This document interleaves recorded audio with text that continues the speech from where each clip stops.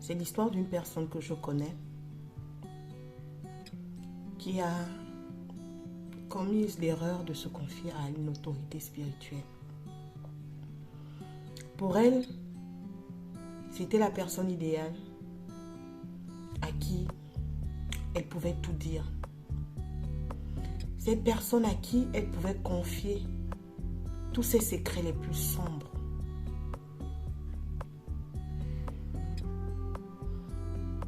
Elle n'est pas allée par 4 chemins. Elle n'est pas allée en se disant je vais raconter une partie et l'autre je vais garder pour moi. Non. Elle s'est dit c'est le représentant de Dieu sur terre. Elle s'est dit j'ai vraiment besoin d'une solution. Elle s'est dit j'ai vraiment besoin d'une oreille pour m'écouter. Elle s'est dit j'ai vraiment besoin d'une orientation. Alors, elle est allée voir ce homme de Dieu, cette autorité spirituelle. Elle lui a tout dit. Elle lui a tout dit. Elle lui a tout dit.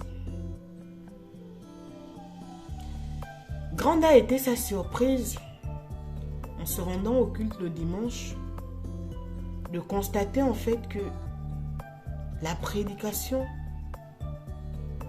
de son père spirituel était axée sur sa confession. Quelle humiliation! Parce que son papa spirituel ne va pas se limiter à prêcher et en racontant l'histoire de manière anonyme. Il va aller jusqu'à lui pointer du doigt. Lui pointer du doigt.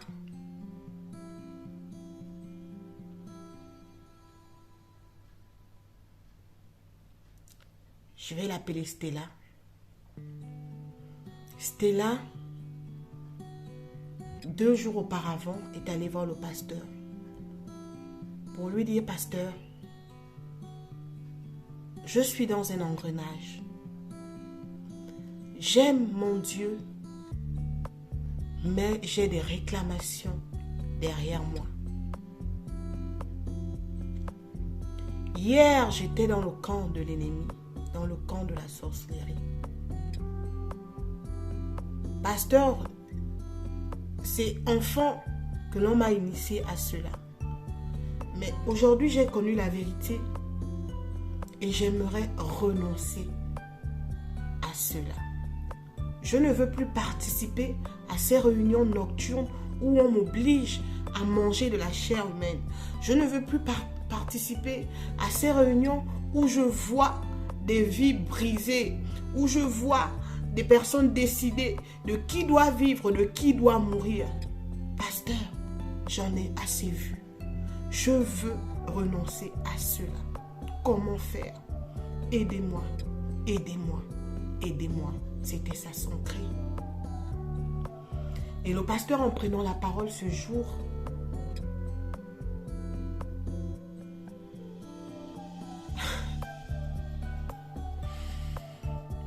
vous savez, c'est des situations assez compliquées.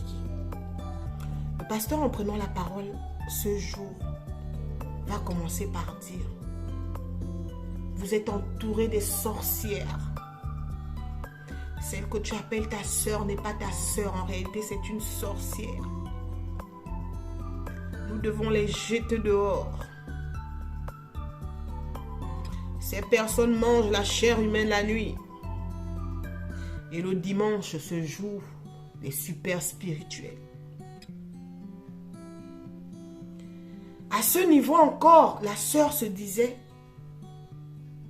waouh, pourquoi il me fait ça? Elle commençait à être mouillée et priait Dieu qu'il ne révèle pas mon identité. Seigneur, si tu existes, qu'il ne révèle pas mon identité. Avant même qu'elle ne termine de faire cette prière,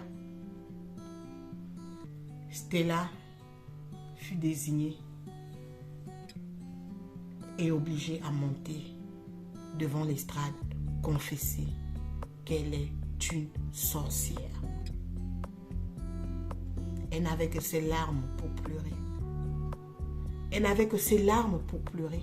Et jusqu'à présent, elle pleure. Elle est sortie de cette église brisée. Elle est sortie de cette église rejetée. Elle est sortie de cette église perdue.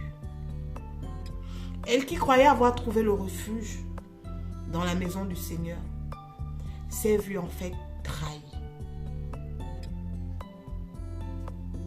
C'est la vie de Stella. C'est le témoignage de Stella.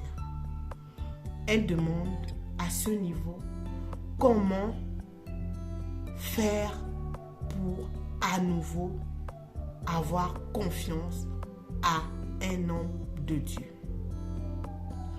Gloire à Dieu, Stella, par sa recherche personnelle du Seigneur, a fait sa rencontre et a été délivrée de cet esprit de sorcellerie. Mais elle a du mal aujourd'hui à faire confiance aux hommes de Dieu. Et elle a besoin de notre avis, de nos avis. En commentaire, vous pouvez laisser et dire à Stella quoi faire face à ce qu'elle a vécu. Et si comme Stella, vous aussi, vous êtes passé par une situation pareille, si vous aussi vous avez un témoignage à faire passer pour édifier le corps de Christ, n'hésitez pas à nous laisser un message en commentaire. N'hésitez pas à nous contacter sur Messenger